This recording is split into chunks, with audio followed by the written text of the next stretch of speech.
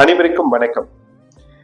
புதிய புதிய தொழில் வாய்ப்புகளை எப்படி ஏற்படுத்திக்கிறது, வியாபாரத்தில் லாபத்தை எப்படி அதிகப்படுத்துறது, புதிய முயற்சிகள்ல வெற்றி எப்படி அடைகிறது, அதே மாதிரி தொழில நிலைப்புத்தன்மை எப்படி கொண்டு வர்றது அப்படிங்கிறதுக்கெல்லாம் புதுசா ஒரு வாஸ்து பொருளை இன்னைக்கு நான் உங்களுக்கு அறிமுகப்படுத்துறேன்.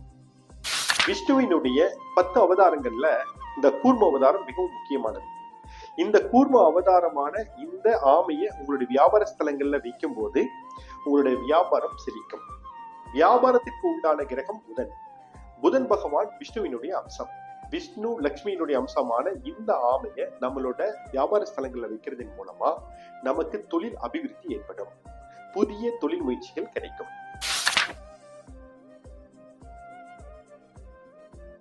இந்த எண்களை இடமிருந்து வளமாகவோ கீழிருந்து மேலாகவோ அல்லது மூளை விட்டத்திலேயோ கூட்டினோம்னா கூட்டுத்தொகை 15 வரும்.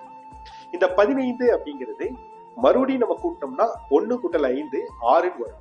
இந்த 6ங்கிறது சுக்கிரனோட எண்.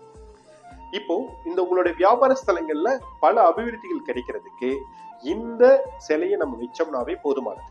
இந்த ஆமை சிலையை உலோகத்தால செஞ்சோம்னா வடகிழக்கு தென்மேற்கு மூலைகள்ல வைக்கணும்.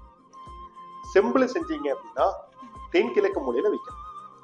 இதுவே பித்தளையில செஞ்சீங்கன்னா வடமேற்கு மூலைகள்ல வைக்கணும். இந்த ஆமை சிலை வைக்கிறதுனால நீண்ட ஆயுள், நிலைப்புத்தன்மை, தொழில் அபிவிருத்தி, தொழில்ல நல்ல ஒரு முன்னேற்றம், இது அனைத்தும் ஏற்படும்.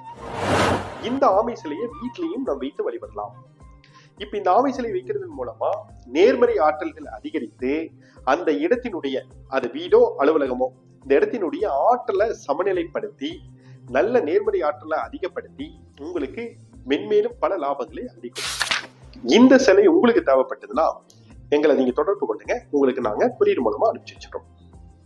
இன்னும் பல வாஸ்து பொருட்களை நான் ஒவ்வொன்றா அறிமுகப்படுத்துறேன். உங்களுக்கு எந்த வாஸ்து பொருள் தேவைப்படுதோ அதை எங்ககிட்ட கேளுங்க, நான் உங்களுக்கு கொரியர் மூலமா அனுப்பிச்சு வைக்கிறேன்.